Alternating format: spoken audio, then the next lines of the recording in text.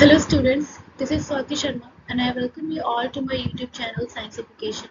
Today we are discussing about the class 12 CBSE chemistry syllabus. It's an updated syllabus of 2026 to 2027, 2026 to 2027. Okay, so let's start. These are the chapters. First chapter is solution. It's cover 7 marks. Then electrochemistry, 9 mark, chemical kinetics 7 mark, D&F block 7 mark, coordination compound 7 mark, haloalkanes and haloarenes 6 mark, alcohol, phenols and ether 6 marks, aldehyde, ketones and carboxylic 8 marks, amines 6 marks and biomolecules 7 marks. ठीक है, तो इसमें से अगर आप weightage की बात करें तो मोस्ट वेटेड सब चैप्टर जो है वो आपका कौन सा है, वो आपका इलेक्ट्रोकेमिस्ट्री है ना। सबसे ज्यादा वेटेज अगर किसी का है तो वो है इलेक्ट्रोकेमिस्ट्री का। ठीक है, इसके देन इसके बाद अगर हम नेक्स्ट वेटेज की बात करें तो ये 9 मार्क के बाद डायरेक्ट 7 मार्क वाला है यानी सॉल्यूशन।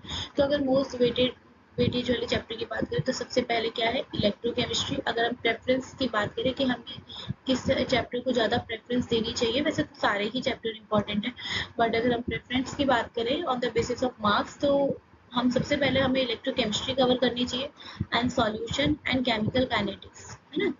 तो अगर हम बात करें कि इसमें से चैप्टर कौन कौन से हैं, तो देखिए स्टार्टिंग के ये 3 चैप्टर्स जो हैं ये है फिजिकल केमिस्ट्री के चैप्टर, है ना। जो आपकी फर्स्ट बुक है, फर्स्ट बुक इनऑर्गेनिक केमिस्ट्री है, उसमें फिजिकल एंड इनऑर्गेनिक दोनों ही कवर होता है।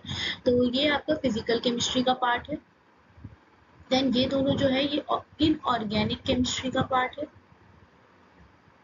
और इनऑर्गेनिक केमिस्ट्री का पार्ट है and rest of all are comes from the this also organic chemistry. ये सब क्या है, ऑर्गेनिक केमिस्ट्री का पार्ट है।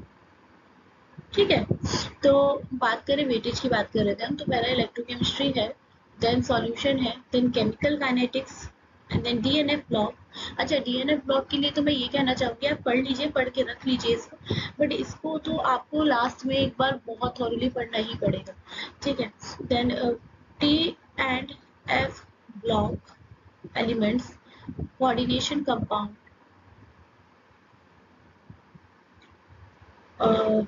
बायोमोलिक्यूल्स। ठीक है, अब इस बीच में अब इलेक्ट्रोकेमिस्ट्री के बाद एक और चैप्टर आपको इंक्लूड करना होगा, that is aldehyde, ketone and carboxylic. Aldehyde, ketone and carboxylic. ठीक है, तो आप प्रेफरेंस की बात करें तो पहले इलेक्ट्रोकेमिस्ट्री को प्रेफरेंस दीजिएगा, then aldehyde, ketone and carboxylic को, एंड देन उसके बाद से ये सारे चैप्टर्स 2, 5, 6, 7 बायोमोलिक्यूल्स, है ना।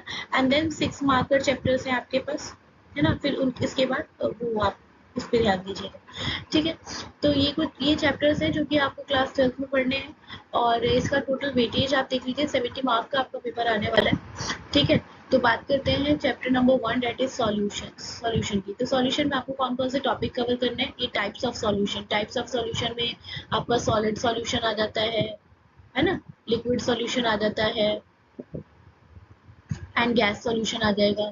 तो ये आपको पूरा कवर करना पड़ेगा, बहुत इजी है ये तो। Solid plus solid is alloy, है ना, लिक्विड प्लस सॉलिड, इस तरीके से आपको कॉम्बिनेशन करना है। देन कंसंट्रेशन टर्म्स आ गई आपकी, expression of the concentration terms of the solution of solid in liquid, जैसे कि molarity, normality, mole fraction, mass by mass percent, mass by volume percent, volume by volume percent, है ना। तो volume by volume percent, mass by volume percent, molarity, molality, mole fraction, है ना। और क्या हो गया आपका, नॉर्मेलिटी,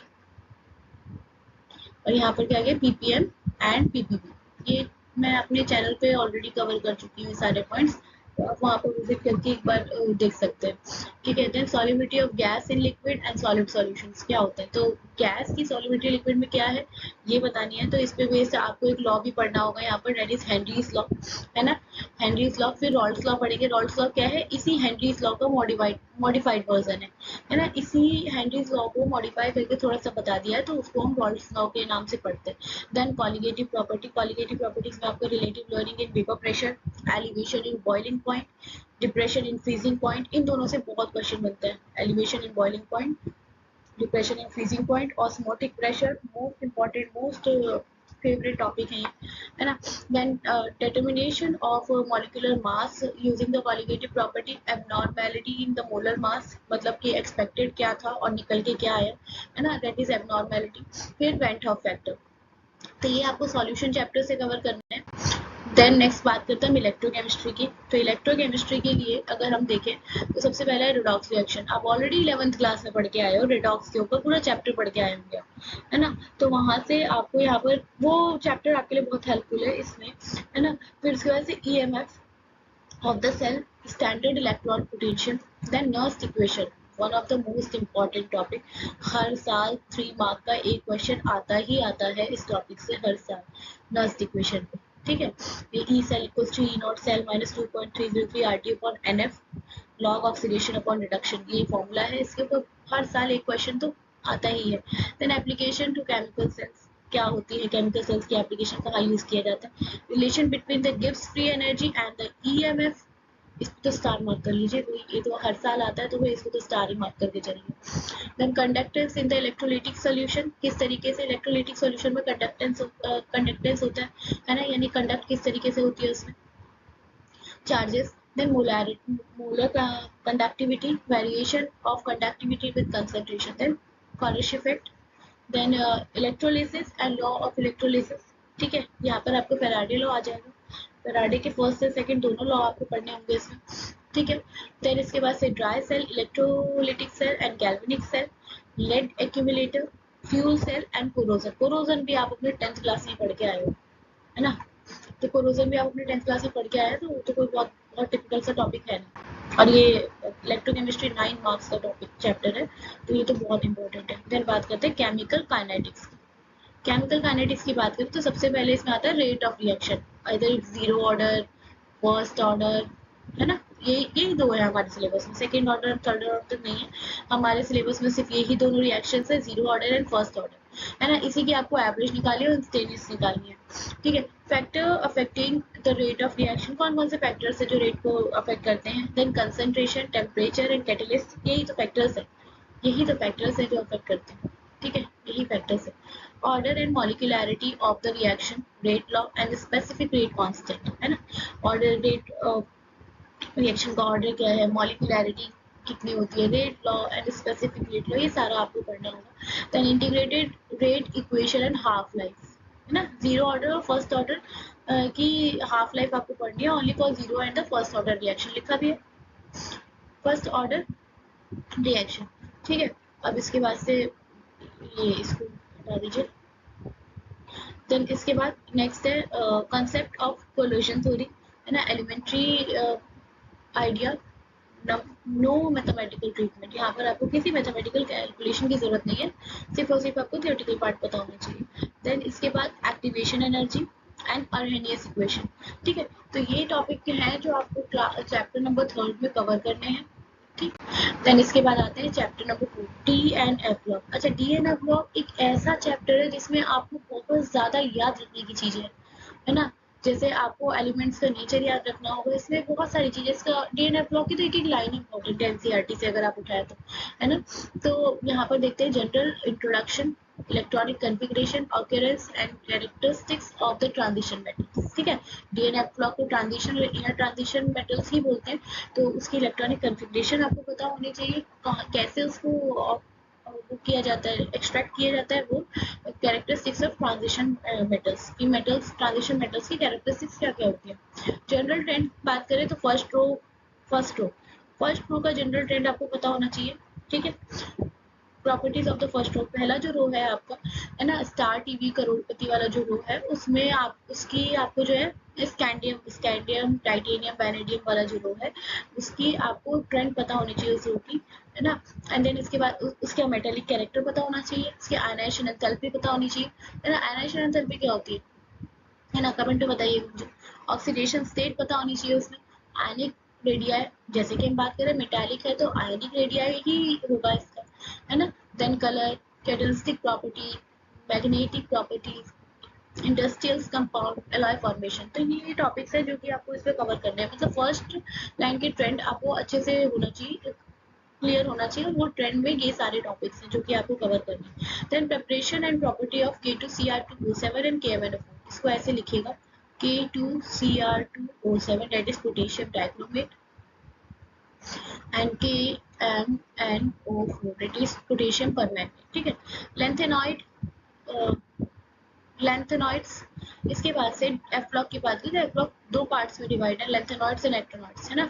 तो कोई लेंथेनॉइड्स एंड एक्टिनॉइड्स की इलेक्ट्रॉनिक कॉन्फ़िगरेशन पता होनी चाहिए, oxidation state, chemical reactivity and the lanthanoid contraction and it consequences, है ना। देन ऐसे ही सेम हमें एक्टिनॉइड्स के लिए भी पढ़ना होगा, ठीक है। तो इसके बाद नेक्स्ट इज कोऑर्डिनेशन कंपाउंड, ठीक है। अच्छा, कोऑर्डिनेशन कंपाउंड में देखिए तो पहले तो आपको ये पता होना चाहिए लिगेंड्स क्या होते हैं, लिगेंड्स क्या होते हैं, है ना। कोऑर्डिनेशन नंबर क्या होता है, colour, magnetic properties, shape, IUPAC name, IUPAC name, nomenclature of the mono nuclear coordination. इससे हर साल 2 नंबर का क्वेश्चन आता ही है IUPAC से। आपको कंपाउंड दे देंगे, उसका आपको नेम बताना है, ठीक है। इसके बाद से bonding, Werner's theory, VBT and CFT, VBT and CFT, ठीक है। Structure and stereo isomerism, importance of coordination compound in qualitative analysis, extraction of metal and the biological system, है ना। तो ये टॉपिक्स है जो कि आपको कवर करने हैं किसमें, chapter number 5 that is coordination compound, that is what coordination compound, ठीक। इसके बाद से नेक्स्ट देखते हैं हम, next halo alkanes and halo arenes. ये आपके ऑर्गेनिक केमिस्ट्री स्टार्ट हो चुके हैं यहाँ से। Hello means what, salt family, है ना, सॉल्ट फैमिली। यहाँ पर आपका क्या आ जाता है, fluorine, chlorine, bromine, iodine, fluorine, chlorine, bromine and iodine, है ना, ये आ जाता है, ठीक है। तो halo alkanes and halo arenes की बात करें तो ये इसमें हम सॉल्ट फैमिलीज के बारे में पढ़ते हैं। तो उसका नोमेनक्लेचर आपको पता होना चाहिए, किस तरीके से हमें नामकरण करना है, किस तरीके से हम नाम लिख सकते हैं। नेचर ऑफ CX बॉन्ड, मतलब कार्बन और हेलोजन का जो बॉन्ड है उसका नेचर कैसा है ना। Physical and chemical properties, optical rotation, optical rotation mechanism of substitution reaction, optical rotation mechanism of substitution reaction, same ऐसे ही हेलो एरीन्स में भी पढ़ना है। अच्छा, हेलो एल्केन्स जो होंगे वो सारे कैसे होंगे, एलिफैटिक होंगे, वो सारे एलिफैटिक वाले होंगे, ALIPHATIC, aliphatic होंगे। And haloarenes is what? It's a aromatic compounds।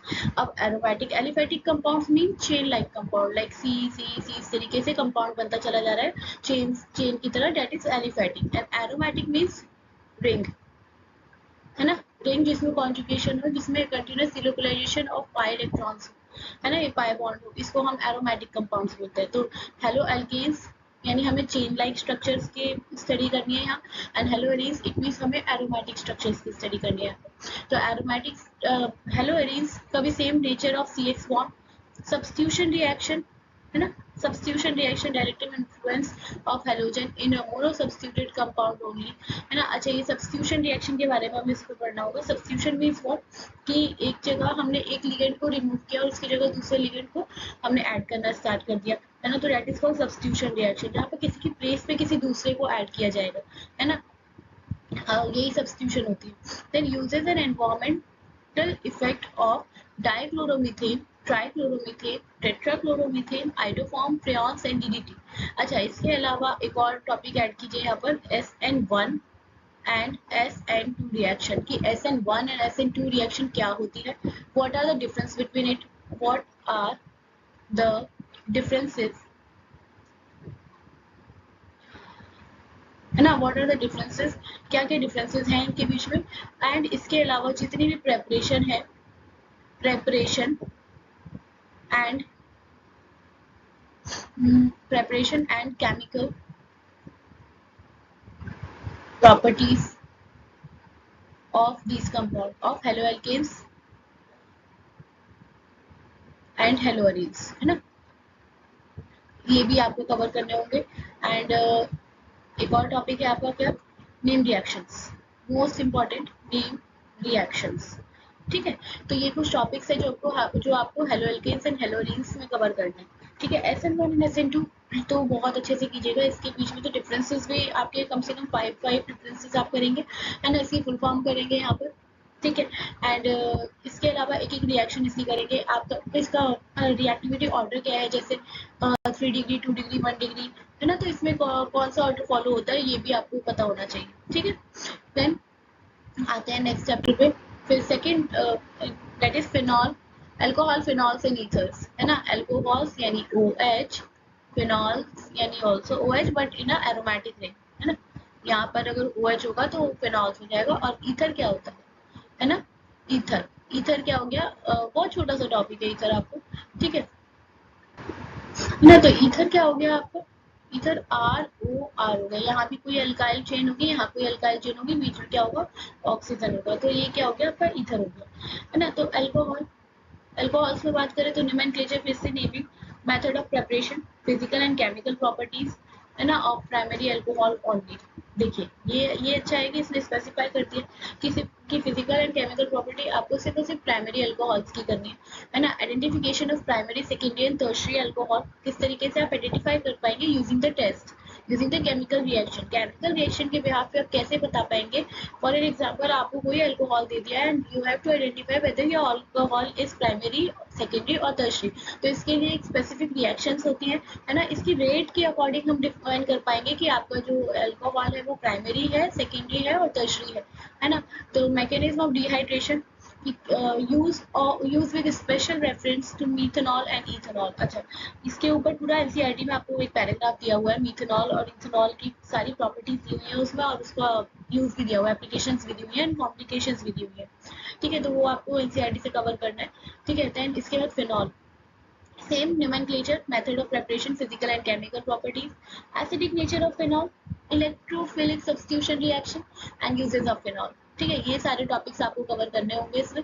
And then last is ether, same nomenclature, method of preparation, physical and chemical property and then uses, है ना। तो इन सब में ही अल्कोहल, फिनॉल एंड ईथर तीनों ही different things है, उन सबको combine करके चैप्टर बनाया गया है।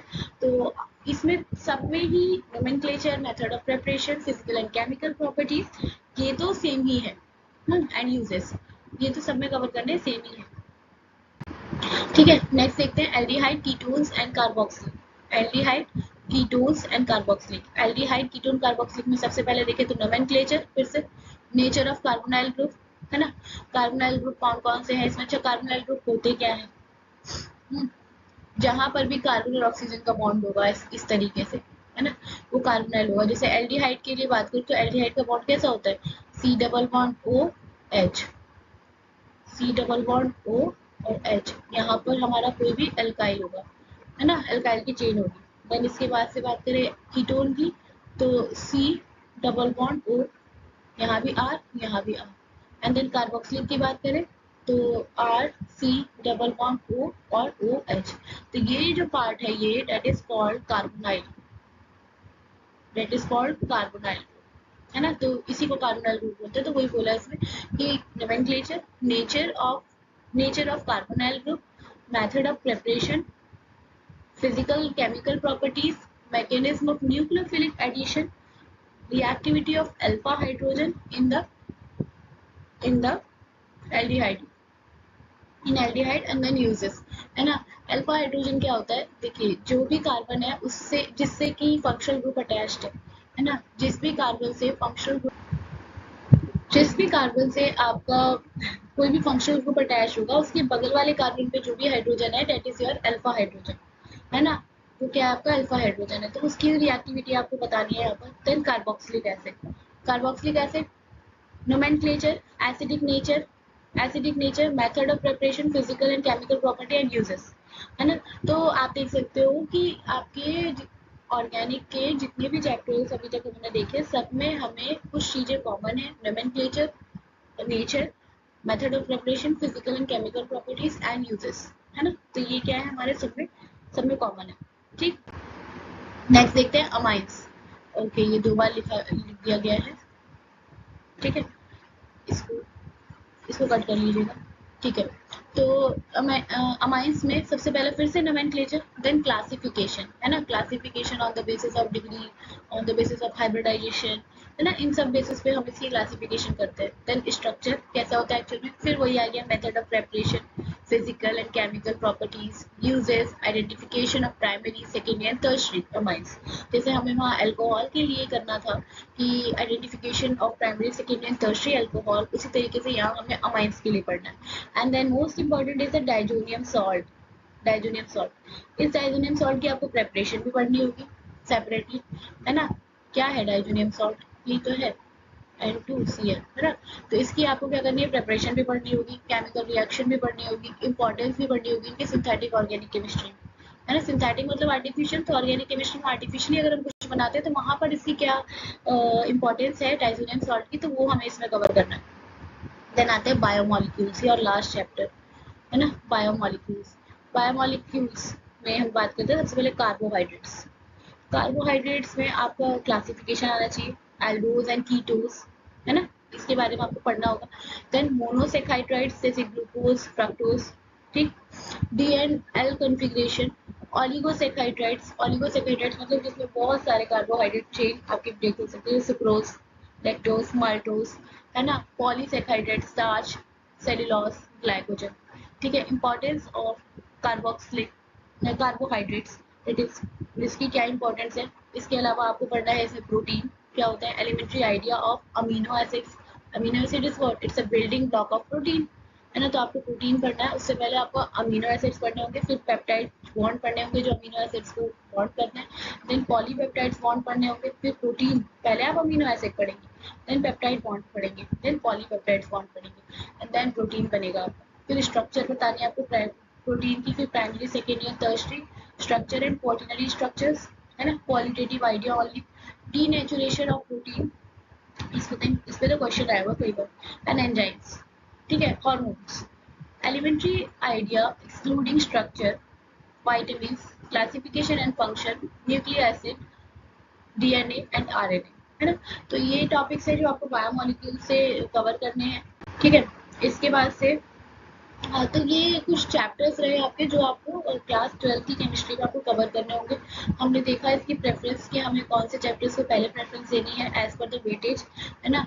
इसके अलावा आप साथ के साथ जैसे आपने एक चैप्टर कवर किया and chapter after covering your chapter आप सैम्पल पेपर लीजिए, लास्ट ईयर के सैम्पल पेपर जो है उसे लीजिए, एंड उस चैप्टर से रिलेटेड जो भी क्वेश्चन है उस सैम्पल पेपर पर उसे सर्कल कर लीजिए, एंड देन आपको क्या करना है, उन क्वेश्चंस को अटेम्प्ट करके देखना है। ऐसे अगर आप साथ के साथ आपने चैप्टर किया, देन आप एनसीईआरटी क्वेश्चंस लगाते हैं, आफ्टर दैट आप साथ के साथ क्या करते हैं, सैम्पल पेपर के उन क्वेश्चंस को कवर कर लेते हैं, तो आप पूरे चैप्टर को थॉरोली पढ़ चुके हो, है ना। एक होता है ना 360 डिग्री वाला रिवीजन, वो आप उस चैप्टर का कर चुके हो, मतलब आपको उस चैप्टर से जो जो चीजें निकालनी थी वो सब आप निकाल चुके हो, है ना। तो अगर आप इस तरीके से प्रिपेयर करोगे तो साथ के साथ आपकी सारी प्रिपरेशन हो जाएगी, है ना, और आपको लास्ट में पैनिक नहीं होना पड़ेगा, ठीक है। तो आई होप यू कि आपको ये वीडियो पसंद आई होगी, और अगर कोई भी डाउट है तो आप कमेंट सेक्शन में मुझसे पूछ सकते हैं, है ना। और किसी भी और टॉपिक पे अगर आपको कोई वीडियो चाहिए तो आप उसके लिए भी मुझे कमेंट सेक्शन में बता सकते हैं। मैं पूरी कोशिश करूँगी कि मैं आपकी कोई वीडियो बना पाऊँ आपके लिए, है ना, और आपको क्लियर कर पाऊँ चीज़ों को, ठीक है। Thank you, bye bye and take care.